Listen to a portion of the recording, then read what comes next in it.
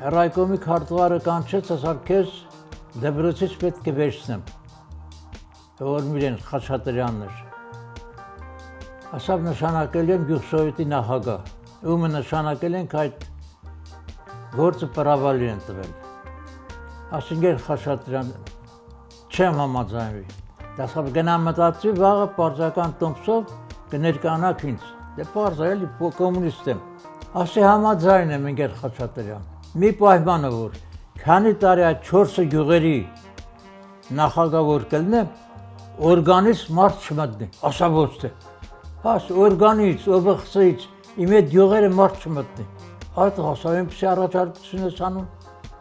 Զանգեց Միլպետին, Միլպետն եկավ Զալիկո Պետրոսյանը, դե մենք ես Սովետի դեպուտատ եմ եղել, պլենումի անդամ իրար ճանաչում էինք։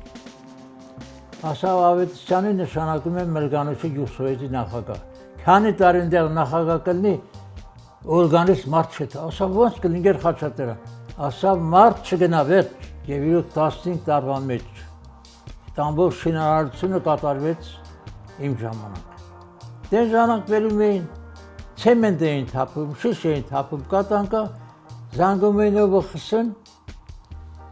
գալիս էր ակտավորում գումարն առնում 15 տարվա մեջ մեր այդ 4 գյուղերը ինչքան հողամասեր էր ստացել, բոլորին սկսեցին տներ կառուցել։ Դրա համար որ գյուղը որ մտնում եմ, ընկերավեցան մտնենք մի հատ չխմենք։ Խմում եք ամեն տուն, ամեն գյուղ գնալուց խմում եք, թե այնտեղ էլ չափ կա, այդ հարցում էլ չափ ունի։ Չէ,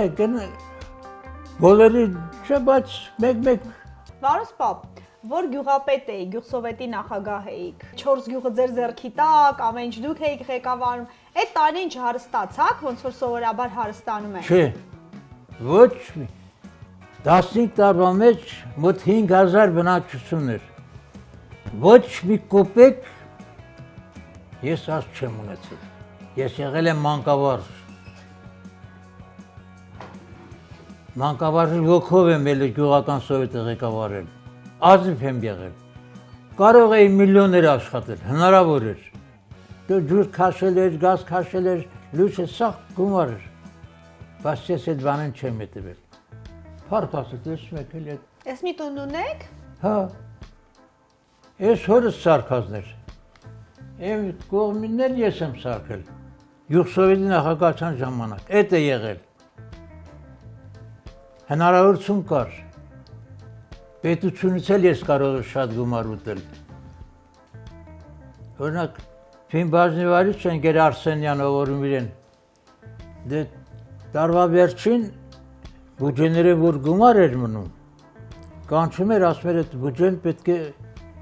վերացնենք, մնաց քեզ խիստ նկատողություն կտան ռայկոմում։ Ոնց եք վերացնում։ Հիմա կանչում էր, հա, ասում էր պապալամ, Ֆին բաժնիվարի չէ, կես իմ կոլեկտիվին, կես քո կոլեկտիվին։ Իմ կոլեկտիվին տալիս էի 13-րդ աշխատավարձ կա, ես տալիս էի 14-րդ աշխատավարձը։ Այդ մնացած գումարը մենք գրում ենք որպես աշխատավարձ ստանում էինք։ Բայց երբեք ձեր գրպանը չէիք դնում, հենց անձամբ ձեր գրպանը։ Ինչ անես, պատահում էր էլի, գումարներ բան, շատ։ Ինչի համար եք փոշմանել, որ հետ եք նայում, մի դարեքից ժամանակ չի, ինչի համար եք փոշմանել։ Փոշմանալ գիտեք ինչ, փոշմանալ եմ, որ ես էլ չեմ գրփել մյուսների պես։ Բա, ինչ փոշմանալու բան կար։ Ես իմ որ ժամանակը հետ տայիք մի 20-30 տարի, կուզեք կես դար, հետ տվեք, ոնց կապրեիք, ինչը կփոխեիք։ Ես կարող էի ամեն ինչ անել, էլի հնարավորություն ունեի, բայց չեմ արել։ Հիմա մի փոքր փոշմանել եմ, որ սխալ եմ արել, չեմ արել։ Ինչի եք սխալ արել։ Ես ինքս ինձ մեղադրում էի։ Ես էլ օգտվեի, էլի։ Այդ բարիկներից ես էլ կարող էի օգտվել։ Բայց հիմա խիղճը մաքուր չէիք պատմի դրա մասին։ Այդ հարցը կշրջանցեիք հիմա, եթե օգտված լինեիք։ Պարոս պապ, որ համեմատեք, ժամանակները համեմատեք, ինչն է հիմա ավելի շատ փոխված, որ ձեզ դուր չի գալիս, որ առաջ ավելի լավ էր։ Հիմա վատ չի, գիտեք ինչ, հիմա ամեն ինչ ազատ է։ Այն ժամանակ, Ստալինյան ժամանակաշրջան որ ասում են, դե ես այնքան չեմ այդ բանում Խիստ էր։ KGB-ն ամեն քայլափոխում հետևում էր պետական անվտանգությունը։ Թե այդ բառն ես ասել, ասել չէ այդ մասին ես խոսել, մարդ ազատ չէր կարողանում խոսել, շարժվել։ Բայց հիմա փառք Աստծո։ Ամեն ինչ ազատ է։ Ձայնի ազատություն, խոսքի ազատություն, ընտելության ազատություն, ված չի։ Մի փոքր մեր իշխանավորները, որ լավ աշխատեն, Հայաստանի պես երկիր չկա։ Ես եղել եմ Եվրոպայի շատ երկրներում։ Ոչ մի երկիր Հայաստանին չի հասնի։ Միայն նմանվում է Բուլղարիան մի փոքր։ Հայաստանը իրոք դրախտավայր է։ Նոյ այնտեղի չի իջել Արարատի գագաթին։ Լավ երկիր է մեր երկիրը։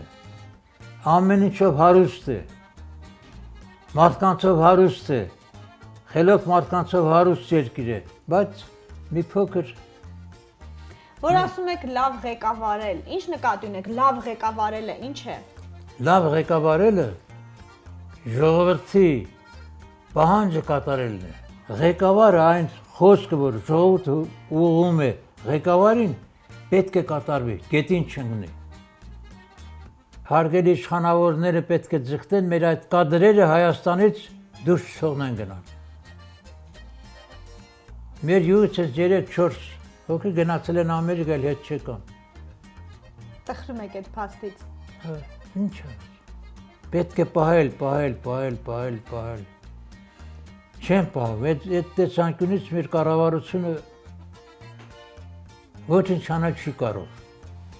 Գնում են վերապատրաստման, մնում են էլ չեն գալիս, ինչ անի կառավարությունը։ Ինչի չեն գալիս, բա։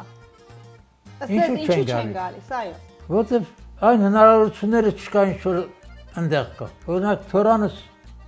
Վարդան այդ լավ երկիչ Վարդանին, ասում որ Ամերիկա գնաց միլիոններ կաշխատես։